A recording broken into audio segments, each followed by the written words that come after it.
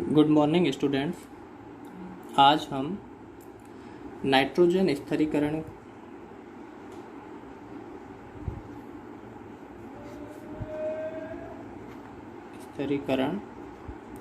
आनुवंशिकी का अध्ययन करेंगे। पिछली क्लास में हमने नाइट्रोजन फिक्सेशन से संबंधित जो क्रियाविधि है उसका अध्ययन किया था। नाइट्रोजन फिक्सेशन का जो कार्य होता है N2 है, नाइट्रोजन को अमोनिया में बदल दिया जाता है। ठीक है, यह कार्य सभी जीव करने में सक्षम नहीं होते हैं। केवल कुछ प्रोकैरियोटिक जीव, जिन्हें डाइएज़ोट्रॉप्स भी कहते हैं, वही करने में सक्षम होते हैं।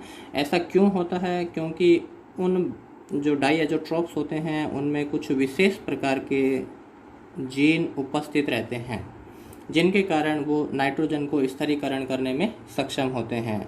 जो नाइट्रोजन है उसको 2NH3 में जो बदलने के लिए इम्पोर्टेंट एंजाइम होता है उसे हम नाइट्रोजिनेज एंजाइम कहते हैं। साथ ही इसके लिए दूसरी वातावरणीय परिस्थितियों की भी आवश्यकता होती है जो नाइट्रोजन को स्थिरीकरण करने में हेल्प करते हैं। नाइट्रोजन का स्थिरीकरण है वो दो तरीके से हो सकता है। एक सहजीवी संबंध के द्वारा, जैसे राइजोबियम जीवाणु हैं वो लेग्यूम प्लांट की रूट के साथ में सहजीवी में संबंध के साथ में नाइट्रोजन का स्थिरीकरण करते हैं, जबकि कुछ बैक्टीरिया या साइनोबैक्टीरिया होते हैं जो मुक्त फ्री लिविंग कंडीशन में भी नाइट्रोजन का स्थिरीकरण करने में सक्षम होते हैं।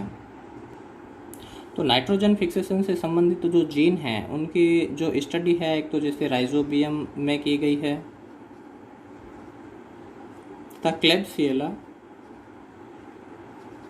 न्यूमोनियाई जीवाणु में भी इनकी स्टडी की गई है कि ये जो जीन होते हैं वो लगभग 20 प्रकार के जीन होते हैं। 20 टाइप्स के जो जीन्स होते हैं वो इन जीवाणुओं में उपस्थित रहते हैं।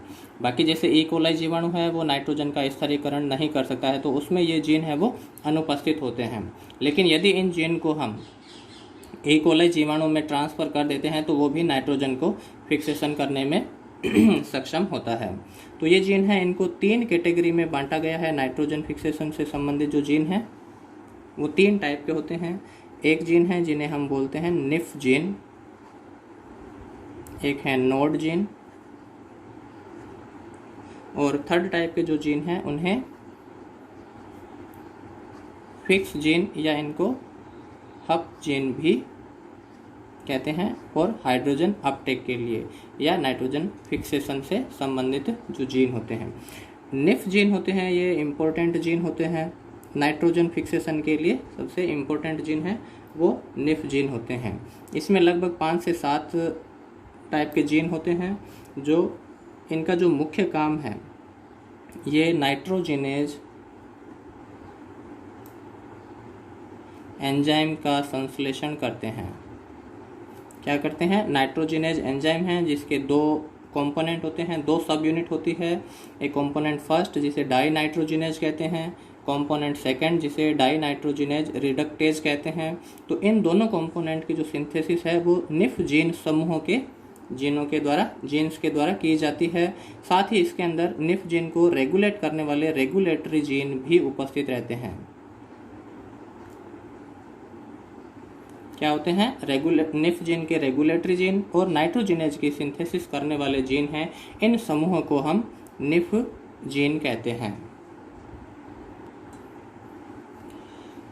सेकेंड जो जीन का समूह होता है उन्हें हम नोड जीन फैमिली कहते हैं या नोड जीन समूह कहते हैं। इसके अंदर भी लगभग 10 से 12 टाइप के जीन्स होते हैं वो इसमें शामिल होते हैं।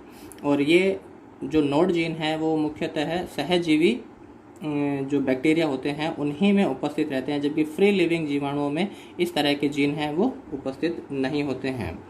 इनका जो मुख्य काम होता है नोड जीन समूह का, ये नोड्यूल फॉर्मेशन में हेल्प करते हैं। ये नोड्यूल फॉर्मेशन का कार्य करते हैं। इंडोल एसिटिक एसिड की सिंथेसिस करते हैं। साथ ही लैग हीमोग्लोबिन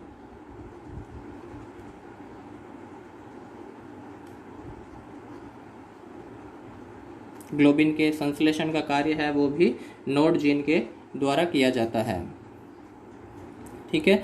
इसके अलावा कुछ कंपोनेंट्स होते हैं, जैसे जो हमने देखा था कि जो राइजोबियम जीवाणु होते हैं वो मटर कुल की जड़ों के साथ में सहजीवी संबंध बनाते हैं। तो सहजीवन के लिए उनमें क्या होता है कि पहले दोनों जीवाणु और होस्ट और पैरासाइट होते हैं एक दूसरे की तरफ आकर्षित होते हैं, तो उनके आकर्षण के लिए कंपोनेंट्स होते हैं या केमिकल सिग्नलिंग उनमें उपस्थित रहती है। तो कुछ केमिकल का सीक्रेशन करते हैं जो उनकी आइडेंटिफिकेशन के लिए ज़रूरी होते हैं, आइडेंटिफिकेशन में हेल्प करते हैं। ये केमिकल्स मुख्यतः फ्लेवोनॉइड्स होते हैं जो जड़ों के द्वारा स्त्रावित जो लेक्टिन पदार्थ होते हैं उनके रेस्पॉन्स में ये रूट्स की तरफ आकर्षण पैदा करने का कार्य करते हैं, बैक्टीरिया को रूट की तरफ आकर्षित करते हैं या लेक्टिन के रेस्पॉन्स लेक्टिन के में अगेंस्ट रेस्पॉन्स प्रदर्शित करते हैं। थर्ड टाइप के जो जीन होते हैं उन्हें फिक्स जीन कहते हैं या हाइड्रोजन अपटेक या हप जीन भी इनको कहा जाता है। इनका जो मुख्य कार्य है वो नोड्यूल मेंटेनेंस का होता है। इनका मुख्य कार्य क्या है? नोड्यूल की मेंटेनेंस का होता है। नोड्यूल मेंटेनेंस से हम इसमें समझते हैं कि एनऑक्सीजेनिक एनवायरनमेंट बनाए रखना। क्या है? एनऑक्सीजेनिक वातावरण है वो उसको बनाए रखना, क्योंकि जैसे ही नोड्यूल के आसपास में ऑक्सीजन उपस्थित होती है तो नाइट्रोजिनेज एंजाइम है ये कार्य नहीं कर पाता है, इसकी कन्फर्मेशन होती है वो चेंज हो जाती है और उस परिस्थिति में नाइट्रोजन का स्थिरीकरण नहीं होगा। तो नोड्यूल के आसपास में एनऑक्सीजेनिक वातावरण बनाए रखना फिक्स जीन या हप जीन का कार्य होता है। साथ ही ये नोड्यूल के आसपास रिड्यूसिंग पावर या जिसे हम इलेक्ट्रॉन डोनर कहते हैं जो एज NADPH2 होती है, ठीक है, इसकी उपलब्धता बनाए रखना, एनर्जी की उपलब्धता बनाए रखना लाइक ATP। तो ये जो कार्य है या नोड्यूल का जो मेंटेनेंस का कार्य है वो फिक्स जीन के द्वारा देखा जाता है, जो लगातार कोशिका नोड्यूल के आसपास में ATP की सप्लाई से संबंधित जो कार्य है, रिड्यूसिंग पावर है, NADPH2 है, इसको पुनः रीजनरेट करना है। साथ ही जो नाइट्रोजन की जो सिंथेसिस होती है उसकी खपत का भी जो रेगुलेशन होता है, जो नाइट्रोजन फिक्स हो चुकी है उसको वहाँ से रिमूव करना, ठीक है, जो फ्लोएम के द्वारा या एमिनो एसिड के निर्माण में काम आ जाती है उसको वहाँ से हटाने का कार्य भी फिक्स जीन के द्वारा किया जाता है। यदि नाइट्रोजन जो फिक्स हो गई है, अमोनिया की कंसंट्रेशन वहाँ पे ज़्यादा हो जाएगी तो एक तरह से फीडबैक मैकेनिज्म के द्वारा वहाँ पे नाइट्रोजन फिक्सेशन की क्रियाविधि है वो रुक जाएगी। इसी कारण जैसे जैसे नाइट्रोजन का स्थिरीकरण होता है, जो उत्पाद बनता है, प्रोडक्ट बनता है, उसको वहाँ से तुरंत भी हटाना भी पड़ता है।